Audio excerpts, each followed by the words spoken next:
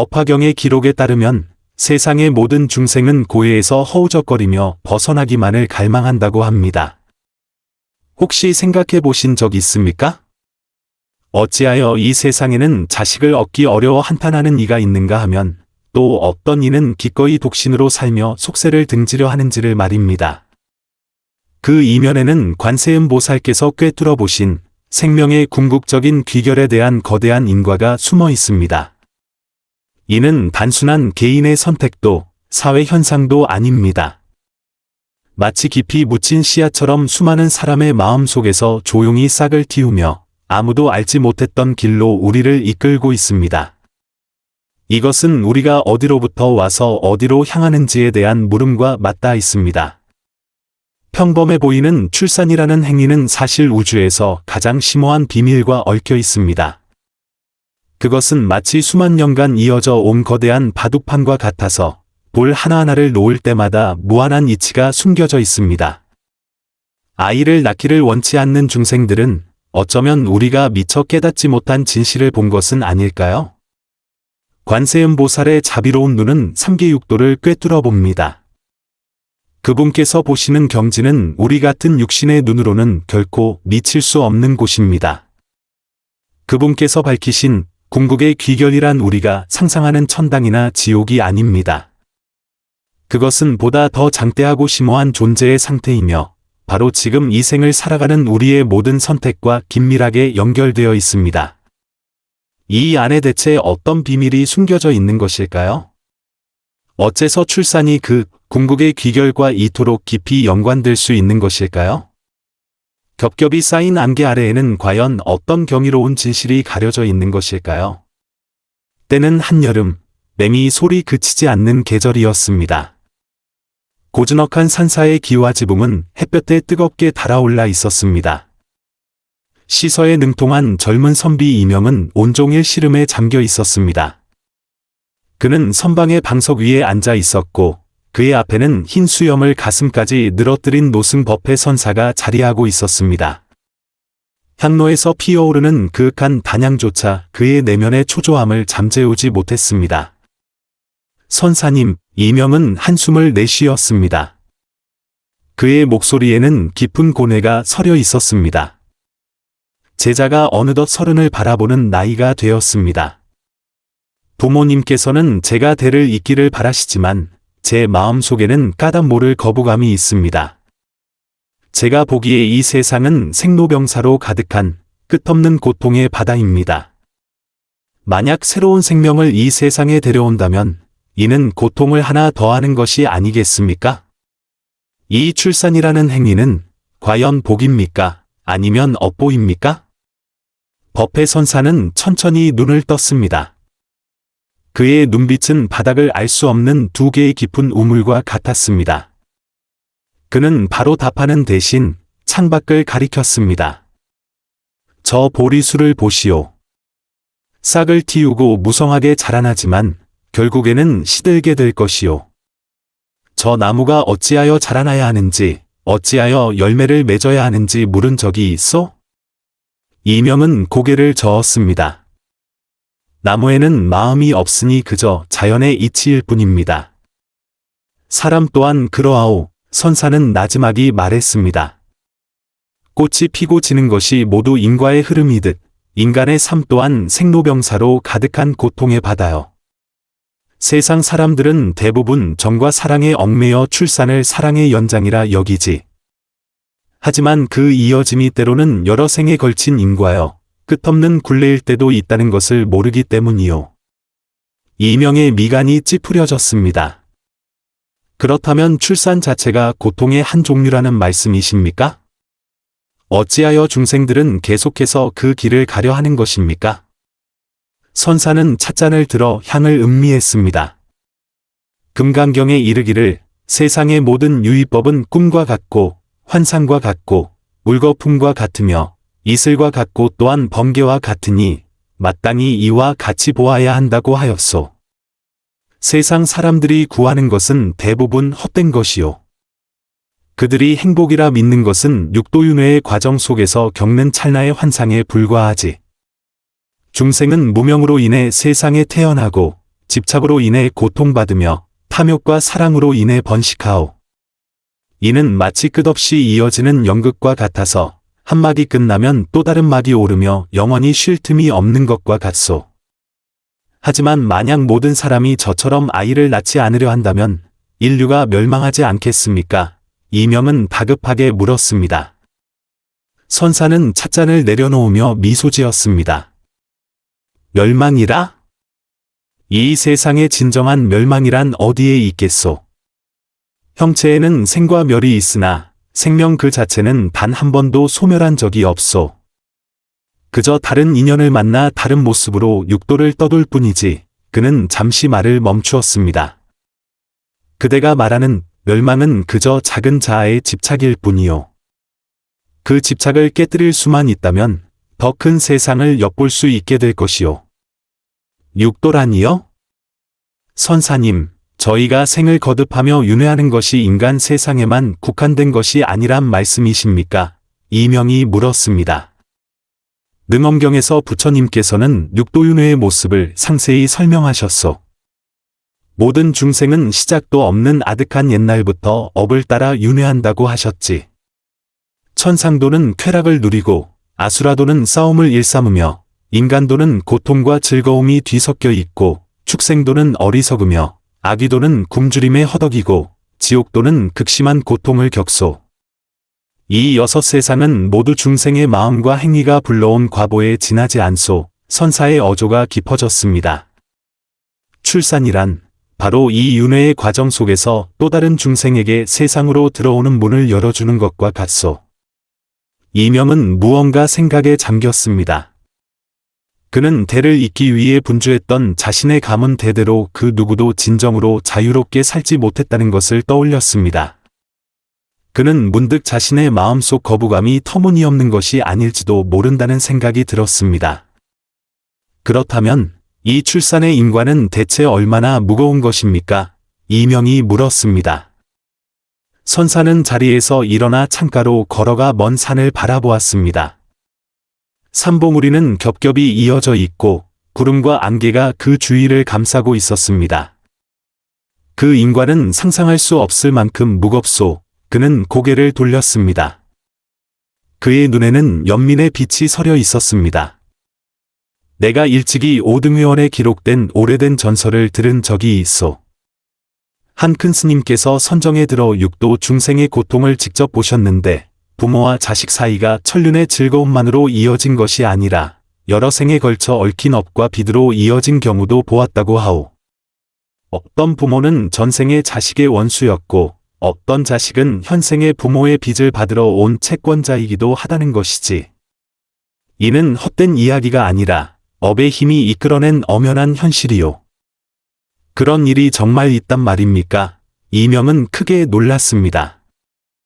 그렇고 말고 선사는 고개를 끄덕였습니다. 도덕경에 이르기를 천지는 어질지 않아 만물을 지푸로 만든 개처럼 여긴다고 했소. 이는 천지가 냉혹하다는 뜻이 아니라 그저 자연의 법칙을 따를 뿐 인간의 좋고 싫음에 따라 변하지 않는다는 뜻이요. 인과 또한 마찬가지로 그대의 뜻대로 움직여주지 않소. 어떤 원인을 심었느냐에 따라 그에 맞는 결과를 얻게 될 뿐이요. 그는 말을 이었습니다. 그대가 거부감을 느끼는 것은 아마도 그대의 본성 속에 이미 한 줄기 깨달음의 빛이 깃들었기 때문일 것이요. 이는 대학에서 말하는 사물의 이치를 깊이 탐구하여 암에 이르는 것과 같소. 그대가 사물의 본질을 파헤치고 생명의 진리를 이해하려 하기 시작한 것이지. 인과의 광대함과 육도의 무상함을 진정으로 보게 된다면 그대는 출산이 단순히 생물학적 본능이 아니라 실로 엄청나게 무거운 책임이라는 것을 깨닫게 될 것이요. 그 책임이란 무엇입니까? 이명이 물었습니다. 선사는 이명의 가슴을 가리켰습니다. 이끄는 것이요. 깨달음이 없다면 그저 또 다른 생명을 이 끝없는 윤회의 고통 속으로 맹목적으로 밀어 넣는 것과 같소.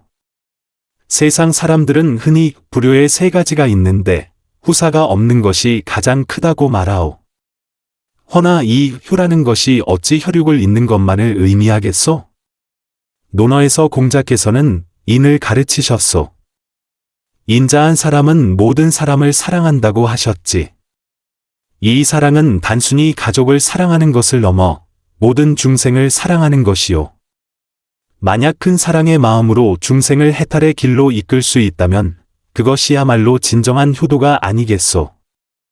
이명은 깊은 생각에 잠겼습니다. 그는 이전까지 대를 이어야 한다는 압박감에만 시달렸을 뿐 인과와 윤회라는 높은 차원에서 이 문제를 바라본 적이 없었습니다. 그는 자신의 과거 생각이 얼마나 얕았는지를 느꼈습니다.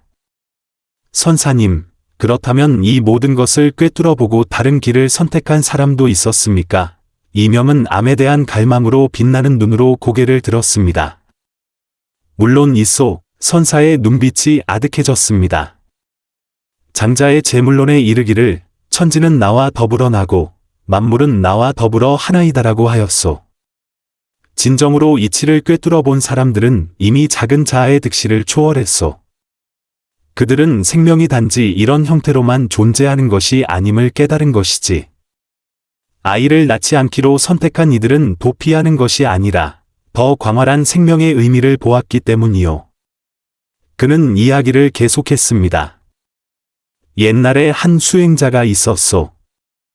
그는 세상을 싫어한 것이 아니라 수행이 지극한 경지에 이르러 선정 속에서 세상 만물에 나고 죽는 흐름을 통찰하게 되었소. 그는 수많은 생명이 육도 속에서 발버둥치고 고통받고 끝없이 순환하는 것을 직접 보았지. 그는 매번의 탄생이 새로운 고통의 시작을 의미하며 매번의 죽음은 단지 다음 여정의 시작일 뿐임을 발견했소. 그는 혈육의 이어짐이 끝없는 윤회 속에서 때로는 업의 이어짐에 불과하다는 것을 보았소. 가족의 정이 아름다운 것은 사실이나 만약 그것에 집착한다면 마치 고해에서 서로의 몸에 무거운 쇠사슬을 묶어 서로가 해안에 닿지 못하게 하는 것과 같다는 것을 깨달았지. 그리하여 그는 차라리 자신의 생명 에너지를 또 다른 생명을 만들어 다시 윤회에 들게 하는 대신 널리 중생을 구제하는 데 쓰기로 큰 서원을 세웠소. 이명은 심장이 세차게 뛰는 것을 느꼈습니다. 이는 그가 어릴 때부터 받아온 가르침과는 전혀 달랐지만 동시에 무언가 더 깊은 진실에 닿아 있는 듯했습니다. 그분은 나중에 어찌 되었습니까? 이명이 다급하게 물었습니다. 선사는 미소를 지었습니다. 그는 마침내 큰 도를 깨달아 대자유를 얻었소. 그에게는 자식이 없었지만 그의 지혜와 자비는 수많은 중생의 마음밭을 비옥하게 하였지. 그의 생명은 다른 형태로 가장 심오한 연장을 이룬 것이요. 이것이 바로 화엄경에서 말하는 법계가 원흉하여 막힘이 없는 경지요. 모든 중생은 본래 한 몸이며 아무런 장벽이 없다는 뜻이지. 그는 출산을 피한 것이 아니라 작은 사랑을 큰 사랑으로 승화시킨 것이요. 진정한 생명의 연장이란 육체의 복제가 아니라 지혜의 전승이며 정신의 파종임을 깨달았던 것이지. 그는 중생의 공통된 귀결이 단순히 가문의 존속이 아니라 모든 생명의 공통된 해탈에 있음을 보았소. 이명은 그 말들을 조용히 곱씹었습니다.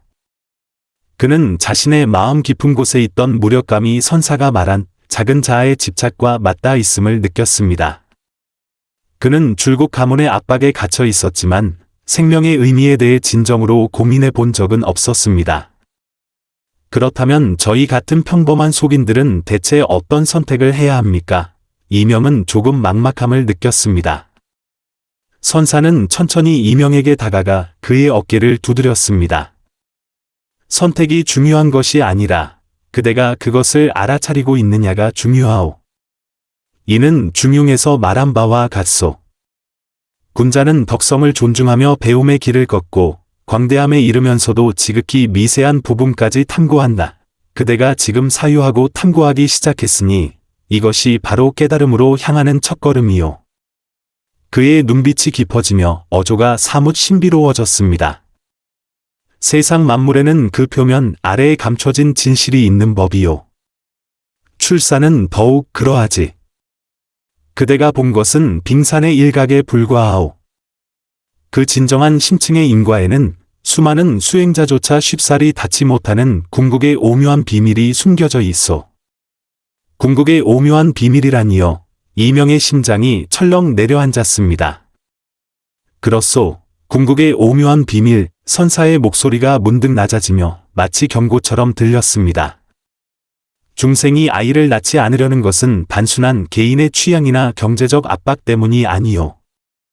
그것은 영혼 깊은 곳에서 울려 퍼지는 경고이며 어떤 생명들이 끝없는 윤회 속에서 마침내 어떤 궁극적인 진실을 감지하기 시작했다는 신호요. 그대가 이것을 단순한 선택이라 생각하시오?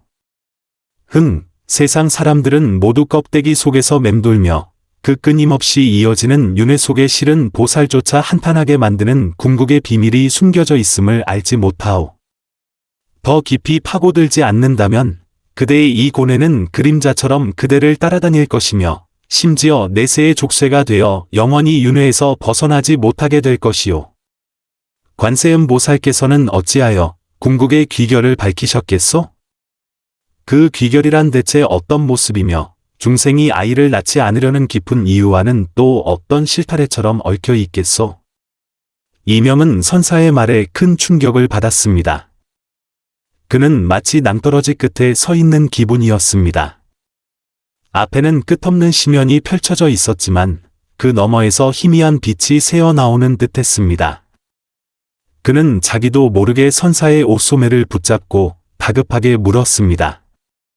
선사님, 부디 어리석은 제자에게 길을 알려주십시오. 그 궁극의 비밀이란 대체 무엇입니까? 관세음 보살께서 밝히신 궁극의 귀결은 또 출산과 어떤 관련이 있는 것입니까? 선사는 이명을 바라보았습니다. 그의 눈에는 더 이상 연민이 아닌 무언가를 가늠하는 듯한 시선이 담겨 있었습니다. 그는 조용히 옷소매를 놓고 선방 중앙으로 가더니 결과부좌를 하고 앉았습니다. 그는 두 눈을 감고 두 손을 모아 합장하며 선정에 들기 시작했습니다. 선방 안에는 그윽한 단향과 이명의 거친 숨소리만이 남았습니다. 시간은 마치 굳어버린 듯했습니다. 이명은 감히 방해하지 못하고 가슴을 졸이며 조용히 기다릴 수밖에 없었습니다. 한참의 시간이 흐른 뒤 선사는 천천히 눈을 떴습니다. 그의 눈빛은 물처럼 맑았습니다. 그는 시공을 꿰뚫는 듯한 태고의 울림을 담아 낮고 자성 있는 목소리로 입을 열었습니다. 그대는 관세음 보살께서 어찌하여 소리를 듣고 중생의 고통을 구원하실 수 있는지 아시오?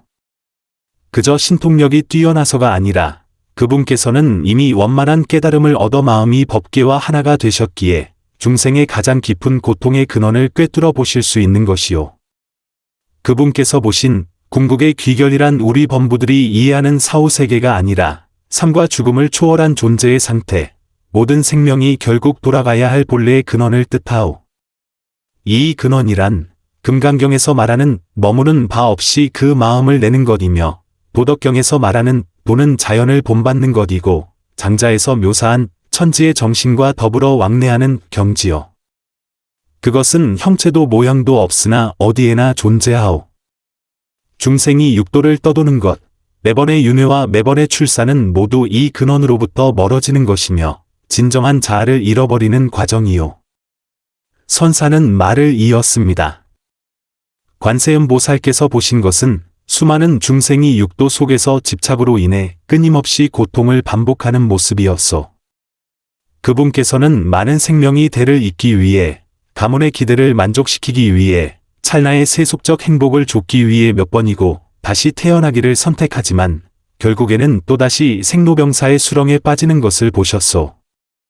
그분께서는 중생이 아이를 낳지 않으려는 깊은 이유가 이기심이나 두려움이 아님을 통찰하셨소. 그것은 깊은 성근을 지닌 어떤 생명들 속에 잠재된 윤회에 대한 염증과 근원을 향한 부름이라는 것을 말이오. 그들은 자신도 모르게 또 하나의 순수한 생명을 이 고통과 무상함으로 가득 찬 세계로 데려오는 것을 거부하는 것이요. 이는 그들이 생명을 사랑하지 않아서가 아니라 오히려 너무나도 사랑하기에 다시는 윤회의 고통을 겪게 하고 싶지 않은 마음 때문이요. 이명은 큰 충격을 받았습니다. 그는 자신의 거부감이 영혼 깊은 곳에서 온 깨달음의 신호일 수 있다는 생각은 단 한 번도 해본 적이 없었습니다. 그렇다면 이 궁극의 귀결은 그 윤회를 싫어하는 마음과 대체 어떤 관련이 있습니까? 이명은 떨리는 목소리로 물었습니다. 선사는 천천히 말했습니다. 그 궁극의 귀결이란 바로 열반이요. 허나 열반은 소멸이 아니라 완전한 해탈이며 진정한 본성으로 돌아가는 것이고 태어남도 죽음도 없으며 더러움도 깨끗함도 없고 늙지도 줄지도 않는 영원한 상태에 이르는 것이요. 그러한 상태에서는 생명이 더 이상 인과의 속박을 받지 않고 육도를 떠돌지 않게 돼요. 이것이 바로 참된 나를 닦는 것, 즉 진정한 자아를 닦아 근원으로 회귀하는 것이요. 관세음 보살께서는 중생이 끝없는 윤회 속에서 계속해서 새로운 인과와 새로운 굴레를 만들어내는 것을 보셨소. 매번의 출산은 보이지 않는 가운데 자기 자신과 새로운 생명에게 새로운 인과의 그물을 짜는 행위와 같소. 이 그물은 때로는 달콤하지만 때로는 쓰디쓴 법이지. 그는 예를 들었습니다. 전승록에서 왕양명 선생은 아는 것과 행하는 것은 하나라고 하였소. 만약 어떤 사람이 생명의 진실을 제대로 이해하지 못하고 인과의 깊이를 꿰뚫어 보지 못한 채 맹목적으로 아이를 낳는다면 그것은 알지 못하고 행하는 것이요. 그러한 행위는 다음 세대에게 끝없는 고통을 안겨주기 쉬우니 부모의 무지함이 곧 자식의 인과 중 하나가 되기 때문이요. 관세음 보살의 자비는 바로 이 무지가 대물림되는 것을 보셨다는 데 있어. 그분께서는 중생이 무지 속에서 계속 윤회하게 두기보다는 그들을 깨우쳐 궁극의 귀결의 진실을 보게 하고 근본적으로 인과의 사슬을 끊게 하는 것이 낫다고 여기신 것이요. 따라서 중생이 아이를 낳지 않으려는 것은 때로는 잠재의식 속에서 이 인과의 그물을 거부하는 마음의 발현인 것이요. 그들은 이 사바세계에서 새로운 윤회를 만들어내기보다는 해탈하여 근원으로 돌아가기를 갈망하는 것이요. 그렇다고 해서 그대에게 세속을 버리고 출가하라는 뜻은 아니요. 선사는 어조를 바꾸었습니다. 깨어있는 마음으로 살아가라는 뜻이요. 중용에서 말하는 중화를 이루면 천지가 제자리를 잡고 만물이 길러진다는 의미를 이해해야 하오. 여기서의 기름이란 단순히 아이를 낳는 것만을 뜻하는 것이 아니라 만물을 길러 각자가 제자리를 찾게 하는 것을 의미하오. 만약 청정한 마음과 큰 사랑으로 출산을 마주할 수 있다면 그것이야말로 진정한 덕성이 될 것이요. 그렇다면 그 궁극의 귀결에는 어떻게 이를 수 있습니까? 이명이 물었습니다. 궁극의 귀결에 이르기 위해서는 선정의 공부가 필요하오. 선사는 말했습니다. 선정을 통해 그대는 점차 마음속의 헛된 생각을 가라앉히고 사물의 진상을 통찰할 수 있게 되오. 그대가 진정으로 깊은 선정 상태에 들어갈 수 있게 되면 육도의 실상을 직접 체험하고 그 속에서 중생이 겪는 고통과 즐거움을 느낄 수 있을 것이요. 그때가 되면 그대는 어째서 어떤 깨어난 생명들이 속세에 들지 않고 더 이상 새로운 업을 짓지 않으려 하는지를 이해하게 될 것이요. 그들은 냉담한 것이 아니라 자비로운 것이요. 만약 한 생명을 해탈로 이끌 자신이 없다면 그것이야말로 무책임한 일임을 깊이 알기 때문이요. 그래서 그들은 차라리 그 힘을 자신의 수행과 더 넓은 중생을 구제하는 데 쓰려는 것이요. 이것이야말로 유교의 오상 중 인에 대한 가장 높은 차원의 해석이라 할 수 있어. 선사는 또 말했습니다. 이는 마치 도덕경에서 말하는 함이 없으면서도 하지 못하는 바가 없는 경지와 같소. 아무것도 하지 않는다는 뜻이 아니라 자연의 순리에 따르며 망령되이 행하지 않는다는 뜻이지. 출산의 문제에 있어서도 세속의 시선에 얽매이거나 가문의 압박에 흔들리지 않고 진정으로 마음 깊은 곳에서부터 그 책임을 성찰하고 생명의 인과를 이해한다면 그것이 바로 진정한 무의라 할 수 있소. 한 사람이 진정으로 음양의 전환과 생명의 순환을 이해하게 되면 그는 출산이 유일한 생명 연장의 방식이 아님을 발견하게 될 것이요. 정신의 전승, 지혜의 확산, 그리고 중생을 향한 자비와 사랑이야말로 더욱 깊고 영원한 연장 방식이라는 것을 말이요. 이명의 마음은 마치 맑게 씻겨나간 듯 후련해졌습니다. 그는 마침내 자신의 마음속 거부감이 도피가 아니라 더 높은 차원의 생명을 향한 갈망이었음을 깨달았습니다. 그는 더 이상 아이를 낳아야 할지 말아야 할지를 두고 고뇌하지 않고 더 광활한 생명의 의미로 시선을 돌렸습니다. 선사님, 이제야 알겠습니다. 이명은 긴 숨을 내쉬었습니다. 아이를 낳지 않으려는 마음은 끝이 아니라 또 다른 형태의 시작이었군요. 근원으로 회귀하고 중생을 구제하기 위한 시작 말입니다. 이 궁극의 귀결이 이토록 깊고 멀리 뻗어 있는 줄은 미처 몰랐습니다. 선사는 흐뭇한 표정으로 이명을 바라보았습니다. 그렇소. 수행이란 차를 끓이는 것과 같아서 불의 온도가 맞지 않으면 늘 향이 부족한 법이지. 그대는 이제 막 그 맛을 보기 시작한 것이오. 진정한 지혜는 그대가 평생을 바쳐 사물의 이치를 탐구하고 참된 나를 닦아 체득해야만 얻을 수 있는 것이오. 그대가 나 없는 마음으로 세상을 비추어 보고 생명의 모든 선택을 마주할 수 있게 될 때 그대는 출산을 하든 하지 않든 그것은 길 위의 한 선택지에 불과하며 그대 자신은 이미 근원으로 회귀하는 큰 길 위에 서 있음을 발견하게 될 것이오. 석양이 지고 선방 안으로 금빛 노을이 쏟아져 내렸습니다. 이명은 자리에서 일어나 선사를 향해 깊이 절을 올렸습니다. 그의 마음속을 가득 채웠던 안개가 마침내 걷었습니다. 그는 바로 이 순간부터 자신의 인생이 전혀 다른 길로 나아가리라는 것을 알았습니다. 궁극의 귀결로 향하는 깨달음의 길로 말이다.